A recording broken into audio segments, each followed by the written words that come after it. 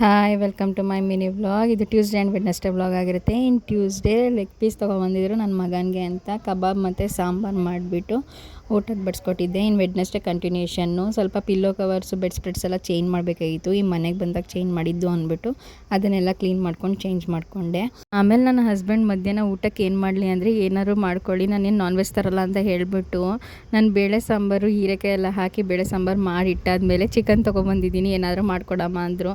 ಸರಿ ಆಯಿತು, ಇನ್ನೇನು ಮಾಡೋಕ್ಕಾಗುತ್ತೆ ಅಂದ್ಬಿಟ್ಟು ಪೆಪ್ಪರ್ ಡ್ರೈ ಮಾಡಿಕೊಟ್ಟೆ. ಆಮೇಲೆ ಸ್ವಲ್ಪ ಸರ್ಕಲಲ್ಲಿ ಕೆಲಸ ಇತ್ತು. ಏನಂದರೆ ನನ್ನ ಮಗನಿಗೆ ಹೇರ್ ಕಟ್ ಮಾಡಿಸ್ಬೇಕಾಗಿತ್ತು, ಸ್ವಲ್ಪ ಉದ್ದ ಆಗ್ಬಿಟ್ಟಿತ್ತು. ಫಂಕ್ಷನ್ ಕೂಡ ಬಿದ್ದೈತೆ ಅಂತ ಅಂದ್ಬಿಟ್ಟು ಒಟ್ಟಿಗೆ ಹೇರ್ ಕಟ್ ಎಲ್ಲ ಮಾಡ್ಕೊಬರೋಣ ಅಂತ ಹೋಗಿದ್ವಿ. ಅವ್ನು ಬೇರೆ ಕಟ್ ಮಾಡ್ಕೊಬಿಟ್ಟು ಅದೇನೋ ಸೈಡಲ್ಲಿ 2 ಲೈನ್ ಬೇರೆ ಹಾಕ್ಕೊಬಿಟ್ಟು ಫುಲ್ ಪೋಸ್ ಕೊಡ್ತಾಯಿದ್ದ, ನೋಡು ನಾನು ಹೇಗೆ ಮಾಡಿಸ್ಕೊಂಡಿದ್ದೀನಿ ಅಂತ. ಮುದ್ದಾಗಿ ಕಾಣ್ತಿದ್ದ, ಆದ್ರೂ ಚೆಂದ ಇತ್ತು. ಆಮೇಲೆ ಸ್ವಲ್ಪ ಬಿಸಿಲು ಜಾಸ್ತಿ ಇತ್ತು ಅಂತ ಅಂದ್ಬಿಟ್ಟು ಸ್ವಲ್ಪ ಎಳ್ನೀರು ಕುಡ್ಕೊಂಡು ಹೋಗೋಣ ಅಂದ್ಬಿಟ್ಟು ಎಳ್ನೀರು ಕುಡಿದ್ವಿ. ಆದ್ರೂ ನಮಗೆ ದಾವ್ ತೀರಲೇ ಇಲ್ಲ. ಅದಕ್ಕೆ ಮ್ಯಾಂಗೋ ಮಿಲ್ಕ್ ಶೇಕ್ ಬೇಕು ಅಂತ ನನ್ನ ಮಗ ಆಟ ಮಾಡ್ದ ಅಂತ ಅದನ್ನು ಕೂಡ ಕುಡ್ಕೊಂಡು ಮನೆ ಕಡೆ ಹೊರಟ್ವಿ.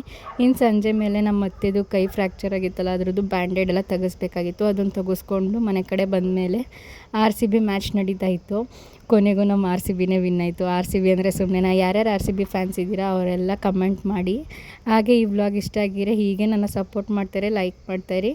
ಇನ್ನು ನೆಕ್ಸ್ಟ್ ವ್ಲಾಗಲ್ಲಿ ಮುಂದೆ ಸಿಗೋಣ. Thank you so much.